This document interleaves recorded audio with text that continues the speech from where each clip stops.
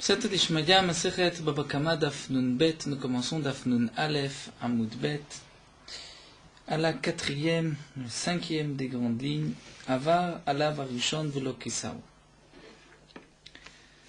La Mishnah nous dit, Avar Alav Arishon Velo Kisao, il s'agissait d'un puits, d'un bord qui appartenait à deux associés, si le premier est passé et ne l'a pas recouvert, et que le deuxième ne l'a pas non plus recouvert, c'est le deuxième qui est Chayav.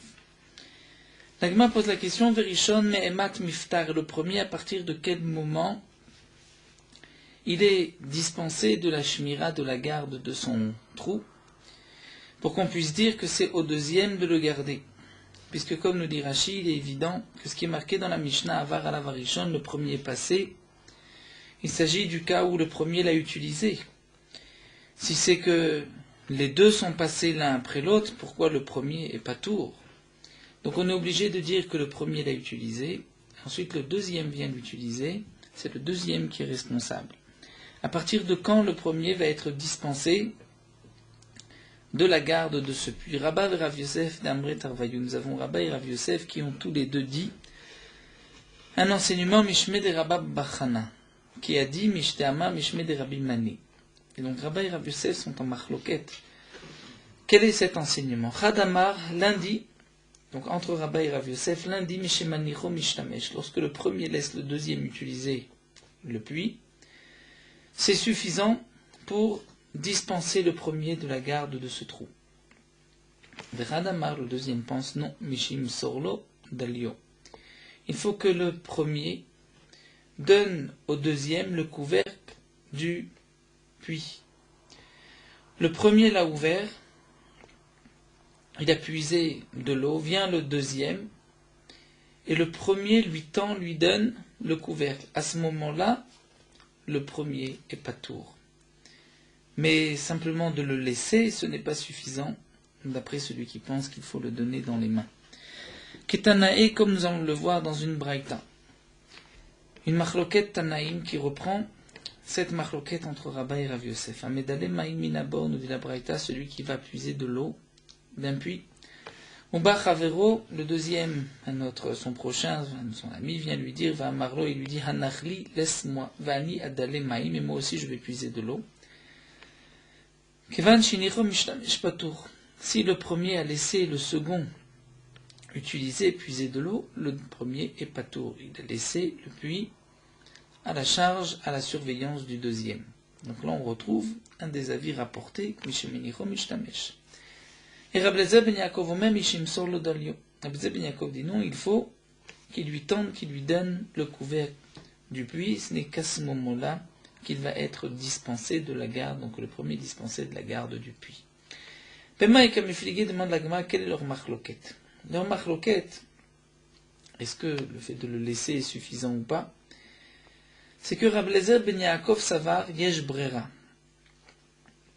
Nous connaissons cette fameuse machloket dans le chasse, est-ce que yesh brera ou en brera? C'est-à-dire que là il s'agit de deux personnes, deux associés, qui vont utiliser un puits. Si on dit yesh brera, c'est-à-dire que lorsque l'un prend de l'eau, ouvrar adavar le mafrei, il s'avère rétroactivement, à partir du moment où il prend cette eau, il s'avère que cette eau, c'est-à-dire c'était sans chelek, ça part dans ce puits.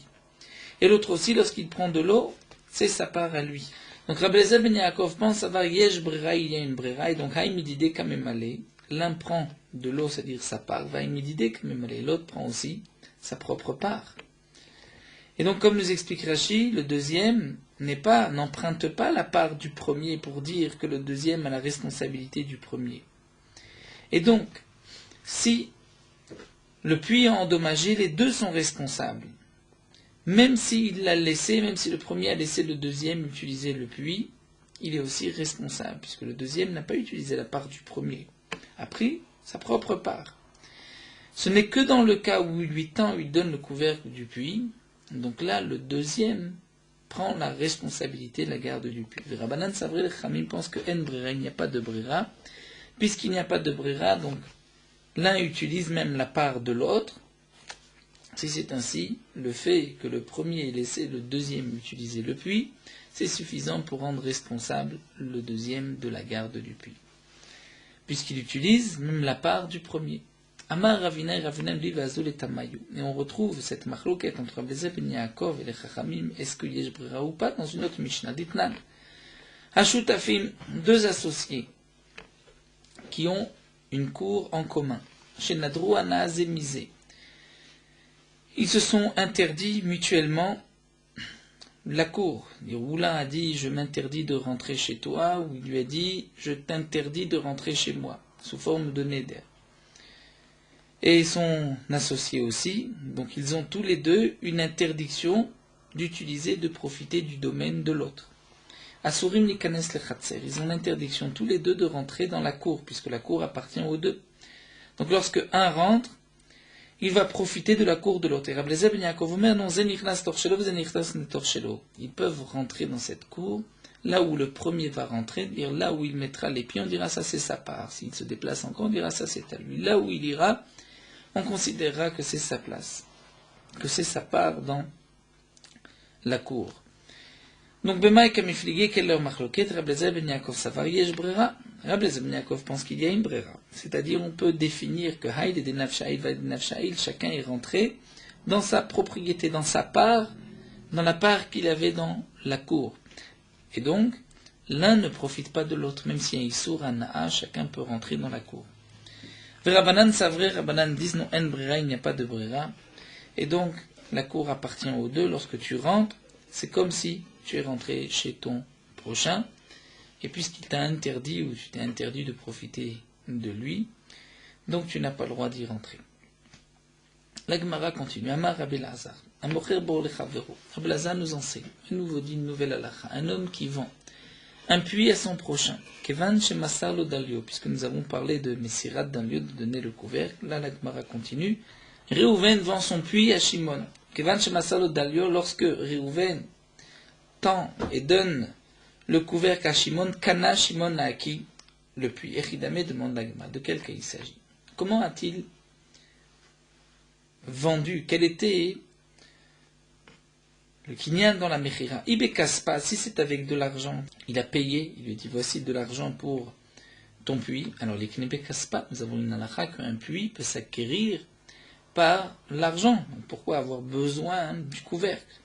Ibe chazaka, si c'est par une chazaka, puisque nous savons qu'un bord comme tout karka peut s'acquérir bekesef ou bechazaka. Donc si c'est une chazaka, c'est-à-dire il a utilisé le puits, eh bien il pourrait l'acquérir bechazaka. Donc pourquoi cette messirat d'alio? La Gemara répond le olam bechazaka.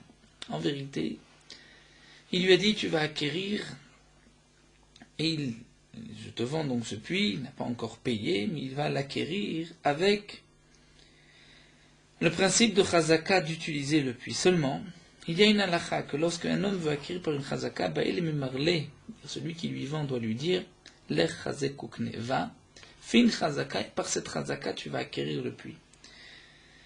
Dans notre cas, le chidouche de Rabbi Elazar, c'est que si tu lui tends le couvercle, tu n'as pas besoin de dire lech chazekukne. Kevan shemasar lo dalio keman de amar lech chazekukne, mais c'est comme s'il lui avait dit lech chazekukne, donc il peut l'acquérir par une chazaka.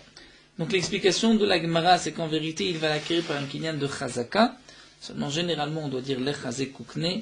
Le fait de lui tendre le couvercle, c'est comme s'il avait dit lechazé koukne. Amar Rabbi Shua ben Levi, dans le même principe. Rabbi Shua ben Levi nous dit Amocher bait lechavero, un homme qui vend une maison à son prochain. Kevan shemasar lo mafteer kana. Lorsque le mocher Réhouven qui vend la maison va donner à Shimon qui achète la maison la clé, Shimon a acquis la maison. De quel cas il s'agit? Bekaspa, s'il achète avec de l'argent. Alors l'ikne bekaspa, on peut l'acquérir avec de l'argent. Ibe chazaka, si c'est par un kinyan chazaka, l'ikne bechazaka, il peut acquérir par une chazaka, puisque le karka peut s'acquérir bekesef, bishtar ou bechazaka. Léolam, l'agma répond bechazaka. En vérité, il veut acquérir la maison par une chazaka. Seulement, comme nous l'avons vu, il est même marlé les chazakukne. Lorsqu'un homme veut acquérir par une chazaka, le mocher doit lui dire, prends, fais un kinyan chazaka et tu vas acquérir la maison. Kevan shmasalo mafteach kemada marle le chazekukne dame. Donc le chidouche de Rabbi Shua ben Levi, c'est que de donner la clé, c'est comme si on lui a dit le chazekukne. Un troisième cas qui ressemble. Amar Resh Lakish mishum Rabbi Yanai. Resh Lakish dit au nom de Rabbi Yanai, un mocher eder le chaveru, un homme qui vend un troupeau à son prochain. Kevan shmasalo mashkuchit. Lorsqu'il lui a donné mashrouchit que nous allons expliquer par la suite. La Gemara nous donnera deux explications, ou bien c'est une petite clochette, ou bien c'est un bouc, une chèvre, un bouc qui généralement va à la tête du troupeau. Kana, et celui qui a acheté le troupeau a acquis le troupeau. Ichidame demande la Gemara de quel cas il s'agit. Meshicha, s'il va l'acquérir par une meshicha, c'est-à-dire, nous explique Rashi, comment on peut faire une meshicha. Il va frapper la bête avec son bâton. Donc pour le menu bétail va courir devant lui, donc ça c'est un moyen d'acquisition. Il peut l'acquérir par une meshicha, donc il va frapper sur le troupeau va avancer. C'est ainsi qu'il va l'acquérir. Ib Messira, si c'est par une Messira, c'est-à-dire il va lui donner, si le troupeau est attaché, il lui donne par la corde. Et la Messira se fait dans le Reshut Arabim ou dans un Khatser qui n'appartient à ni l'un ni l'autre. Alors, l'ikne b'messira, il peut l'acquérir b'messira. Pourquoi cette mashrouchit? La Gemara répond l'olam b'meshira. En vérité, il va l'acquérir par une meshira. Seulement, au bail memar le lech meshor ukne. Nous avons un principe, une halakha, que celui qui vend doit lui dire aussi l'ech va, meshor tire, c'est-à-dire fais avancer le troupeau, donne un coup sur le troupeau va avancer, l'ikne, et ainsi tu vas acquérir. Le chidouche, kevan de masarlo mashrouchit, kevan d'amali le meshor ukne damed. Le fait de lui avoir donné cette mashrouchit, c'est comme s'il lui a dit l'ech meshor ukne, donc il peut l'acquérir par une meshicha. Maï mashrouchit, que signifie mashrouchit? L'agma nous rapporte deux explications. Achat terigemu, ici on explique karkashta. Karkashta, nous dit Rashi, une sorte de cloche avec laquelle on faisait du bruit devant le troupeau, et le troupeau suivait celui qui faisait le bruit avec cette cloche. Rabbi Yaakov Omer, Rabbi Yaakov, lui, donne une autre explication. Isa de Azda Bereshadra. Isa, donc un bouc qui marche à la tête du troupeau. Ça, c'est mashrouchit. Donc, puisque cela fait avancer le troupeau, de lui avoir donné la mashrouchit, c'est comme si on lui a dit l'ech meshor hukne. Kededarash hahug elila'a alea de Rafrizda, comme cet homme de Galilée, qui lui traduisait l'explication sur de Rafrizda, avait été d'Oresh, et avait expliqué ainsi qu'Adragiz Ra'aya al-Ana, lorsque le berger est en colère contre le troupeau, Avid le Nagda Samuta. Il va aveugler le Nagda, c'est-à-dire à celui qui est à la tête du troupeau, il va lui faire Samuta, c'est-à-dire comme dit Rashi, il va lui crever les yeux, l'aveugler. Et donc ainsi, le bouc qui est à la tête ne va pas voir là où il marche, il va tomber dans des puits et le troupeau va tomber après lui. Donc la dracha était la suivante, de la même manière, lorsque Akadosh Baruch Hu se vache avec le klal Israël, il va mettre à la tête du klal Israël des responsables, des dirigeants qui ne sont pas valables, et ainsi les dirigeants vont tomber, tout le peuple tombera avec ces dirigeants. On continue avec une nouvelle Mishnah, toujours concernant le puits. Kisao Harishon. Le premier, on parle donc d'un puits de deux associés, le premier a couvert le puits lorsqu'il a terminé de l'utiliser. Uba Hasheni, le deuxième, est venu, Umetsao Megoulé, a vu que le puits était découvert. Velo Kisao, et lui ne le recouvre pas. Donc Rashi nous dit, lui, le deuxième vient utiliser aussi le puits, il le trouve ouvert, il ne le couvre pas. Hasheni Chayav, c'est le deuxième qui est responsable. Comment se fait-il que Metsao Megoula, comment a-t-il pu le trouver ouvert, puisque le premier l'avait couvert? Rashi nous explique, si par exemple il avait été couvert avec des planches de bois, et les vers ont mangé les planches de bois, donc le kisouï s'est brisé. C'est le deuxième qui est responsable, et le premier est patour. Kisaou karaoui. Si un homme a couvert son puits, son trou, comme il se doit. Et ensuite, un taureau ou un âne est tombé dans le trou. L'Agma posera la question, mais s'il a été bien couvert, comment se fait-il qu'il est tombé? Oumet, et le taureau ou l'âne est mort. Patour, celui qui a creusé, le responsable du trou, est patour, étant donné qu'il a couvert comme il se doit. L'autre qui s'aukara aussi, il n'a pas couvert comme il faut. Venafal et taureau, shorochamor, et qu'un taureau, ou un âne est tombé à l'intérieur, va mettre est mort, chayav, là il est chayav, puisqu'il n'a pas couvert le puits comme il faut. Nous expliquerons donc toute la Mishnah dans la Gemara. Nafal lefanav mikol akriya. Si, nous dit Rashi, il y avait déjà un trou, un puits qui était creusé, et à l'intérieur de ce trou est rentré un koré, c'est-à-dire un homme qui voulait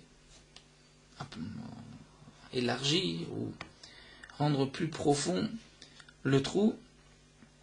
Il avait été engagé par le propriétaire du trou.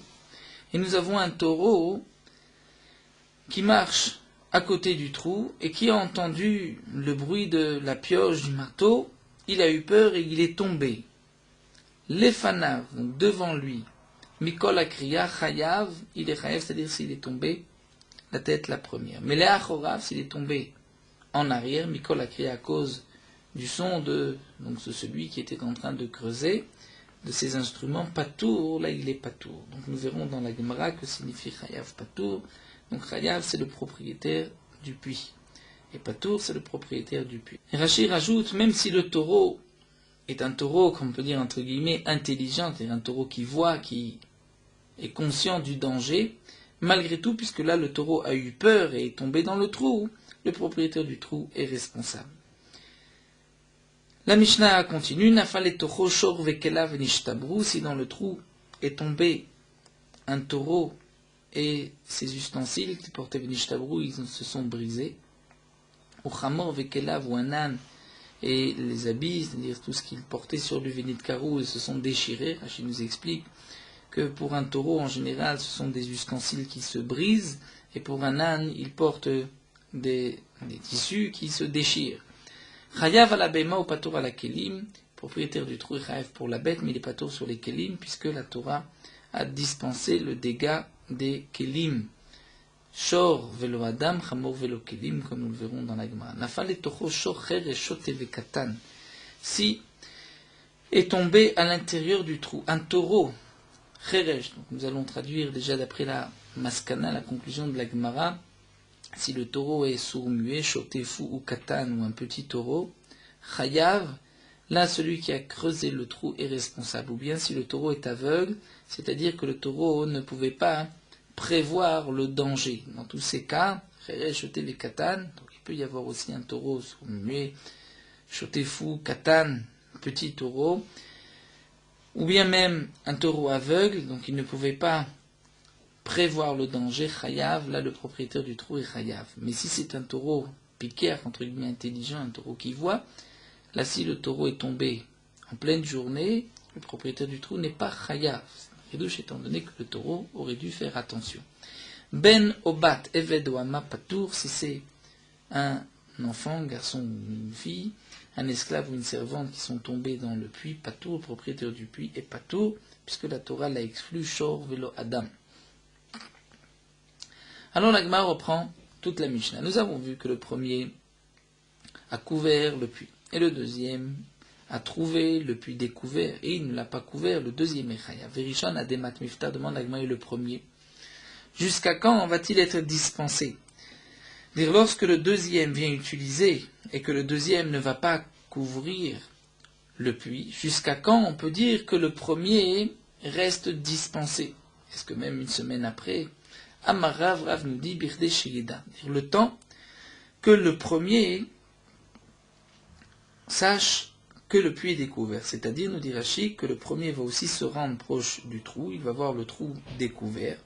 Donc là, puisque les deux savent que le trou est découvert, la garde du trou est sur les deux.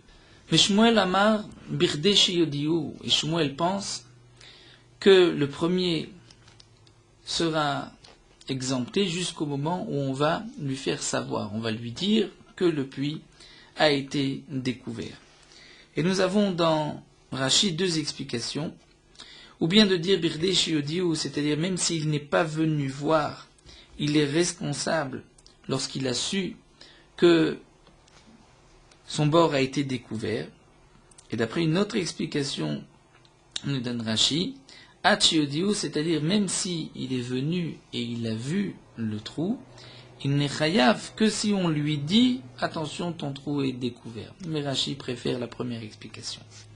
Rabbi Yochanan Amar, Rabbi Yochanan rajoute et dit c'est-à-dire le premier est exempté jusqu'au moment où on va lui faire savoir, mais il faut aussi lui laisser le temps de louer les services de poalim d'ouvriers, qu'il puisse couper du bois, et de recouvrir le puits. Donc au premier, on lui donne tout ce temps. Donc, il doit d'abord savoir que le puits est découvert, engager des poêles, couper du bois. Mais nous dit Rashi, pour le deuxième, on ne lui donne pas un tel chiour, étant donné que lui, qui s'est servi maintenant du puits, aurait dû, même s'il doit préparer un couvercle, aurait dû demander à un chômeur, à un gardien, d'être à côté du puits et de faire attention que personne ne soit endommagé. La Gemara continue il a couvert le puits comme il se doit, un taureau ou un âne est tombé à l'intérieur, va mettre patour, le propriétaire du puits est patour. La Gemara pose la question, puisque le puits avait été bien couvert, alors comment est-il tombé? Comment le taureau est tombé? Le puits était couvert. C'est-à-dire que le puits était couvert par des planches de bois qui ont été mangées par des vers, et donc c'est pour cela que le taureau est tombé par la suite. La Gemara pose une question. On imagine bien qu'il y a un couvercle, des planches qui peuvent résister sous le poids de taureaux, mais qui ne peuvent pas résister sous le poids de chameaux. Alors, il a couvert avec des planches, donc un couvert qui pouvait supporter le poids de taureau. Mais le kisouy ne pouvait pas supporter ni sous le poids des gemalim, des chameaux. Les gemalim sont venus, c'est-à-dire d'abord, des chameaux sont passés, ils ont abîmé le couvercle. Ensuite, à Touchvavim, Venafloubé, les taureaux sont passés après les chameaux et sont tombés, puisque le couvercle n'est déjà plus aussi solide. Quel est le din? Est-ce que on peut dire que puisque c'est un taureau qui est tombé, et que lui avait fait une bonne garde pour le taureau, il avait bien couvert le puits, donc il est patour, ou bien étant donné qu'il savait que le chameau pouvait passer et abîmer le couvercle, il est chayav. Amré, donc Khamim ont dit, de quoi il s'agit? De quel cas nous parlons? Si dans cet endroit-là il y a beaucoup de chameaux qui passent pochéaou, ça c'est une pshia, puisqu'il sait très bien que les chameaux vont passer, vont abîmer les planches. Si ce n'est pas l'habitude des chameaux de passer, alors à Noussou c'est un cas de force majeure, pourquoi on va le rendre chayav si les gemalim sont passés? La Gemara répond notre tzrichad à tous les prakim. On parle dans le cas où les chameaux ne viennent que de temps en temps. Alors miamrenan, est-ce qu'on va dire qu'il va d'atteindre prakim pochéaou, puisqu'ils viennent de temps en temps? Donc lui est poché, il devait se douter que peut-être des chameaux allaient passer. Des belasokadate, il devait y penser. Odilma kevande ashta mihat leka anusu. Ou peut-être qu'étant donné que maintenant il n'y a pas de gemalim, puisque ce n'est pas l'habitude des chameaux de passer, donc il est anus, même si ensuite des chameaux sont venus et ont abîmé le couvert. Tashma, la Gemara va porter une preuve. C'est marqué Kisao Karaoui. Dans la Mishnah, nous avons vu s'il a recouvert le puits comme il se doit. Venafale Tochoshorou Chamor, et quand Toro ou un âne est tombé à l'intérieur, ou mette, il est mort, patour, il est patour. Echida me demande la Gemara de quel cas il s'agit. Ilima Keraolish, Keraoli Gemali. Nous avons déjà répondu plus haut avec la réponse de Rav Yitzhak, qu'on parle dans le cas où le couvercle a pourri s'est abîmé, a été mangé par les vers. Mais là, la Gemara, dans la Avamina, va reprendre.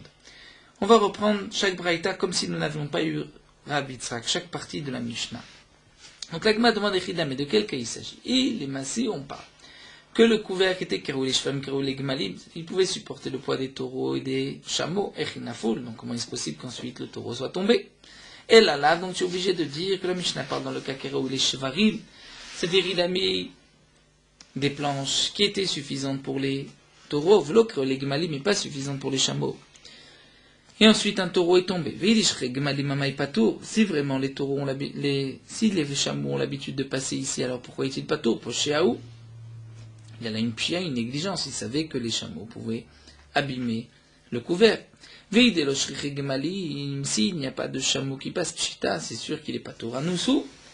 Elle la lave, donc tu es obligé d'expliquer la Mishnah que de temps en temps viennent les chameaux, et donc des chameaux sont venus et ont abîmé le couvercle, et ensuite des taureaux sont tombés. Et tu vois qu'Atane patour, Alma, donc nous dit la Gemara, puisqu'on voit qu'il est patour, donc on voit bien que Kevan de Hashtal Leka, puisque maintenant il n'y a pas de chameau, lorsqu'il a posé les planches, ce couvercle qui était suffisant ce couvercle était suffisant pour les taureaux, puisqu'il n'y avait pas de chameaux. À Noussou, c'est un cas de force majeure si ensuite les chameaux sont venus. Amré, l'Agma répond, Lo, tu n'as pas de preuve d'ici. Lo, lam kerou, les shvarim kerou, l'Agmalim, on peut dire qu'il avait couvert le puits avec des planches qui étaient suffisantes pour les taureaux, pour les gemalim. Alors la question que tu poses, comment est-il tombé? Comment le taureau est tombé par la suite? On reprend la réponse de Rabbi Tzrak, c'est que les vers ont mangé le bois et c'est pour cela que le couvercle s'est abîmé. Tashma, alors l'Agma nous apporte une autre preuve de la suite de la Mishnah. C'est marqué si le puits n'a pas été couvert comme il se doit, et que un taureau ou un âne est tombé à l'intérieur et qu'il est mort, là, il est chayav, mais de quoi on parle? Il est mal si le puits n'a pas été couvert du tout, ni suffisamment pour les taureaux, ni pour les chameaux, alors pshita, c'est évident qu'il est chayav. Est-ce nécessaire de dire qu'il est chayav, il n'a pas couvert son puits? Et là, donc on est obligé de dire que le puits avait été couvert suffisamment pour les taureaux, mais pas suffisamment pour les chameaux. Et là, on revient encore. De quel cas il s'agit? Si il y a beaucoup de gmalim, il y a beaucoup de passages de chameaux, alors poshéaou, il a négligé la surveillance du puits, puisqu'il sait que des gmalim peuvent passer. Vide le shregmalim.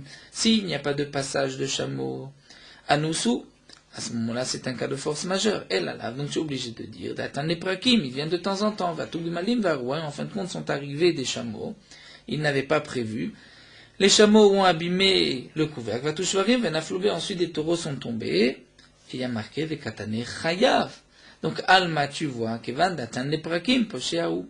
Puisque les chameaux viennent de temps en temps, donc il est pochette, et il devait penser que peut-être un chameau allait venir. L'Agma répond, Leolam karaoui les shvarim, velo karaoui les gemalim. En vérité, on parle dans le cas où il avait bien couvert le puits pour les shvarim, mais pas pour des gemalim. Et on parle shriche gemalim, qu'il y a beaucoup de chameaux, donc c'est une pshia. La question que tu as, mais c'est ainsi il est poshéa. Alors je te réponds, Aïdé de Nassif, Recha Kisaokaroui, Nassif Sefana Meloksaokaroui. Puisque dans la Recha on parle qu'il a couvert comme il se doit, donc on reprend aussi l'Okisaokaroui dans la Sefa, bien que c'est vrai que c'est simple que poshéaou et qu'il n'y a pas de chidouche. D'après le bar, peut-être qu'il n'est pas nécessaire d'être gorès tout ceci, de dire Kiraoui, Shom Pagoleg Malim, le bar dit qu'on peut répondre dans la réponse de la Gemara qu'il ne l'a pas couvert comme il se doit, ni pour les taureaux, ni pour les chameaux. La réponse de toute manière est la même que à Gav, la Recha, on a marqué la Sefa. Et Kade Amré, la Gemara continue d'après une autre version, d'après certains, Haname Vadai Loi Bailan. La question qui a été posée lorsque le couvercle est suffisant pour les taureaux mais pas pour les chameaux, et que de temps en temps viennent les chameaux, là, d'après cette deuxième version, ça ce n'est pas une question. Étant donné que les chameaux viennent de temps en temps, c'est sûr qu'il est poshéa, qu'il est responsable. Il aurait dû y penser. D'après cette deuxième version, la question qui se pose, c'est c'est ainsi qu'on doit poser la question. Dans le cas où il a couvert le puits avec des planches qui peuvent résister sous le poids des taureaux. Et les planches ne peuvent pas résister sous le poids des chameaux. Et on parle qu'il y a des gmalim. Il y a des gmalim, il y a des chameaux qui passent, et donc c'est sûr que les gmalim, les chameaux, vont abîmer le couvercle et qu'ensuite un taureau peut tomber.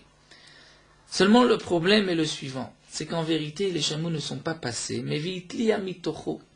Et des vers ont mangé les planches. Maou, quel est le din? Là on se pose la question, mais Amrinan, est-ce qu'on va dire, c'est vrai que les vers ont mangé les planches, et qu'ensuite les taureaux sont tombés. Donc peut-être, mi Amrinan, est-ce qu'on va dire Migode avait poché Etzligmalim, puisqu'il y avait ici une négligence pour la garde du puits par rapport aux chameaux, alors avait poché Namelinanatla. C'est-à-dire, comme nous l'avons vu, puisque les chameaux risquent de passer, risquent d'abîmer les planches, et qu'ensuite, si un taureau passe, le taureau va tomber. Donc même si en fin de compte, ce ne sont pas les chameaux qui ont abîmé, mais ce sont les planches qui ont été mangées par les vers, il est aussi appelé poché, il est responsable. Odilma, l'homme migo, peut-être qu'on ne dira pas ce migo, puisqu'il est responsable, là il est responsable aussi. Alors la Gemara va nous apporter les mêmes preuves, mais sous une autre forme. Tashma, la Gemara nous apporte la preuve de la Mishnah. Nous avons vu que le puits a été couvert comme il se doit. Un taureau ou un âne est tombé, va mettre et il est mort patour. Vite, Maralai, nous avons vu à Marabitzrak Bachana et Shitliam et Toho. Et Rabitzrak Bachana nous a dit que ce sont des vers qui ont mangé le couvert. Et ensuite, un taureau est tombé. Je suis patour. Mais de quel cas il s'agit? Il est Mekero, il est Shvarim, Kero, il est Gmalim. Si en vérité j'avais mis des planches qui sont résistantes sous le poids du taureau ou le poids du chameau. Vitliam et Toho. Et en fin de compte, les vers ont mangé les planches. Pshita des patours. C'est évident que je suis patour. Maïve les maths. Qu'est-ce que je pouvais faire? Qu'est-ce qu'il pouvait faire? Puisque il a fait son maximum. Et la lave, si la Mishnah nous dit patour, c'est qu'il y a un chidouche. On parle kéro les shvem, le kéro les gmalim. Donc certainement qu'on parle dans le cas, oui, où le couvercle est suffisant pour les taureaux, mais pas pour les chameaux. Les shvifé gmalim et les chameaux ont l'habitude de passer. Mais en fin de compte, ce ne sont pas les chameaux qui ont abîmé le couvercle. Vitliam et Toho, le couvercle a été mangé. Vekatane, on voit que c'est patour. Donc tu vois, on ne dit pas puisqu'il est poché par rapport au chameau, il est poché aussi par rapport aux vers qui ont mangé le couvercle. Donc nous avons une preuve qu'on ne dit pas migo. Et l'agma répond en vérité, on parle que le couvercle était suffisant pour les chameaux, pour les taureaux, et les vers ont mangé le couvercle. Dans la question que tu as posée, donc c'est évident qu'il est patour. Que devait-il faire? Ce sont des vers qui ont mangé. Maod et Tema. L'agma me dit, il y a un chidou. J'aurais pu croire, il est où les mezar me il doit aller de temps en temps taper sur le bois pour voir que le bois ne s'est pas abîmé. Kamash manansa, c'est le chidouche de la Mishnah que patour, qu'il n'est pas nécessaire d'aller taper sur le bois. Alors on va apporter une preuve de la Sefa Tashma. Dans la Sefa, nous avons vu l'Okisa Okaraoui. Il n'a pas couvert comme il se doit. Et à l'intérieur tombé un taureau ou un âne, il est mort. Mais de quel cas on parle? Il est mal au les cheveux, si le couvercle n'est pas suffisant ni pour les taureaux ni pour les chameaux. Est-ce qu'il est besoin de dire qu'on est chayav? C'est sûr qu'on est chayav. Il ne l'a pas couvert. Et là, tu es obligé de dire c'est-à-dire qu'il a été couvert suffisamment avec des planches qui peuvent résister sous le poids des taureaux, mais pas sous le poids des chameaux. Et on parle de quoi? Aussi, il y a beaucoup de chameaux. Donc, vadaï qu'il est poché et qu'il est chayav, puisqu'il y a là une négligence. Vide le shchegmalim anusu. Et si on parle du cas où il n'y a pas de chameau qui passe, alors nous, c'est un cas de force majeure. Donc tu es obligé de dire la deshchegmali. Seulement tu dis poché où c'est évident qu'il est chayav. Pour qu'il y ait un chidouche, c'est qu'en vérité, il y a mitocho. Ce sont des vers qui ont mangé les planches. Et le taureau est tombé non pas à cause du chameau qui a abîmé le couvercle, les planches, mais à cause des vers. Vekatane, c'est marqué que chayav. Donc tu vois, le migo avait poché l'ingmalim, avait poché l'inyanatla. Donc tu vois qu'on dit ce migo, puisqu'il y a là une négligence par rapport aux chameaux qui vont passer, qui vont abîmer, et qu'ensuite c'est un taureau tombe chez chayav, donc il y a aussi une pshia, si ce sont des vers qui ont mangé. L'agma répond à Amrelo. Léolam, kéou les shemlo, kéou les gmalim. Donc on parle que Kéraou, on va peut-être cette fois-ci prendre directement la girsa du bar. De dire en vérité, lo kéraou les shem, lo kéraou les gmalim. Dans la Sefa, on parlera du cas où il n'a pas été couvert convenablement ni pour les taureaux ni pour les chameaux. Vishri gmalim. Là, ce n'est pas nécessaire de le dire d'après cette deuxième girsa, puisque ce n'est pas suffisant ni pour les chameaux ni pour les taureaux. Et si donc on peut aller directement en Vedekakasha Lecha. Donc si on veut lire comme c'est marqué, on peut dire Léolam Kraou les Shvam Velo Kraou les Gmalim. En vérité, il a mis des planches qui étaient suffisantes pour les taureaux, mais pas pour les chameaux. Veshre Gmalim, il y a beaucoup de chameaux qui passent. Vatou Gmalim Varoua, les chameaux sont passés, ont abîmé le couvercle. Vatou Shorim Venafloube, les taureaux sont ensuite tombés. Vedekakasha Lecha, la question que tu poses, Pshita, c'est évident poché à où? Puisque les chameaux sont passés et ont abîmé. Alors je te répondrai, c'est vrai qu'il n'y a pas de chidouche, mais puisque dans la Récha il y avait un chidouche, comme nous l'avons dit, le chidouche qui n'est pas obligé d'aller taper sur le bois, donc on nous a marqué aussi la Sefa Lokisaou, qu'il ne l'a pas couvert, ou bien du tout, c'était là ni pour les taureaux, ni pour les chameaux, ou bien comme nous l'avons dit là, les taureaux, mais pas pour les chameaux. Il y a des chameaux qui passent souvent. Alors la Gemara termine Tashma avec une autre preuve. C'est marqué Nafal et taureaux, shocher et shote vekatan. Si dans ce puits est tombé un taureau qui est sourd, muet, fou ou petit, souma ou aveugle, ou maler balaïla, où le taureau marche la nuit, la chayav, le propriétaire du trou, du puits, celui qui l'a creusé, est chayav. Pourquoi? Puisque le taureau ne pouvait pas faire attention, ne pouvait pas se protéger, ou bien parce que ce n'est pas un taureau qui est conscient, ou bien il ne voit pas, ou c'est la nuit. Mais piquéar, si c'est un taureau entre guillemets intelligent, donc normal, ou maler bayom, qui marche le jour, pas tour, là le propriétaire du puits est pas tour. Pourquoi? Puisque le taureau aurait dû faire attention là où il marche.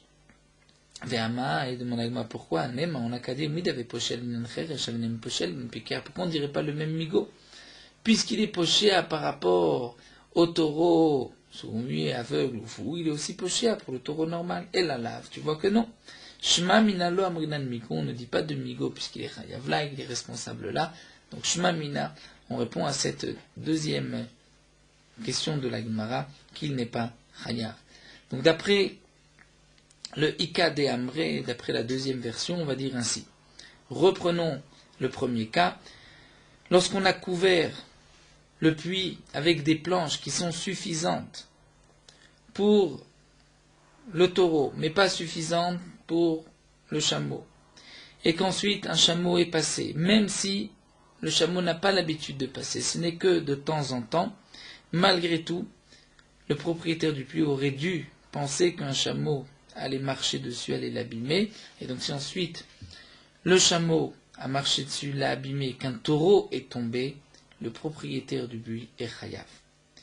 Malgré tout, même si dans ce cas-là il est chayav, si en fin de compte ce n'est pas un chameau qui est passé dessus et qui a abîmé le couvercle, mais ce sont des vers qui ont mangé le bois et que le taureau est tombé, là d'après la conclusion d'Agma, on ne dira pas migo, il ne sera pas tour, étant donné qu'il n'est pas responsable si les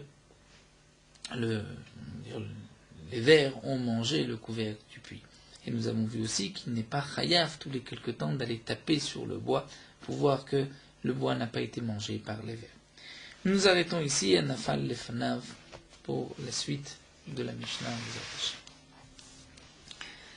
Nous poursuivons avec Morot Halacha Daf Nun Bet concernant l'interdiction de consommer de la viande et du poisson en même temps. Il faudra faire attention de ne pas manger de la viande et du poisson en même temps, puisque la Gemara nous rapporte que lorsqu'on mange du poisson et de la viande en même temps, il y a des risques de tsarat, de lèpre. Aussi bien si c'est de la viande d'une bête ou de la viande de la volaille, il faudra faire attention de ne pas la consommer avec du poisson. De la viande et du poisson qui ont été cuits ensemble, donc nous avons l'interdiction de les consommer, même si on mange le poisson et la viande séparément, étant donné qu'ils ont cuit ensemble, donc la viande a absorbé le goût du poisson et le poisson le goût de la viande.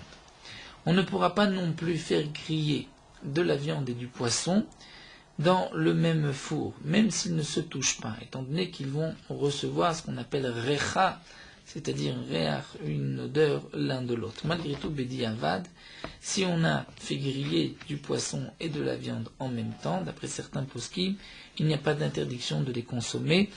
D'après d'autres poskim, il y a une interdiction même dans ce cas-là de les consommer. Dans le cas où le poisson et la viande sont posés dans le four, de telle manière que le gras du poisson ou de la viande va couler l'un sur l'autre, là de même Bedi Avad, il y a une interdiction de le consommer d'après tout le monde. Les poskim rapportent que dans un keli, dans un ustensile où on a fait cuire de la viande et qu'on a bien lavé ce keli, donc une marmite, on a fait cuire de la viande, on pourra ensuite faire cuire du poisson le jour même, même s'il est ben yomo. De même, un keli où on a fait cuire du poisson et qu'on a bien lavé, on pourra ensuite faire cuire de la viande le jour même. Malgré tout, certains sont mahmerim de garder des kelim pour le poisson et d'autres kelim pour la viande.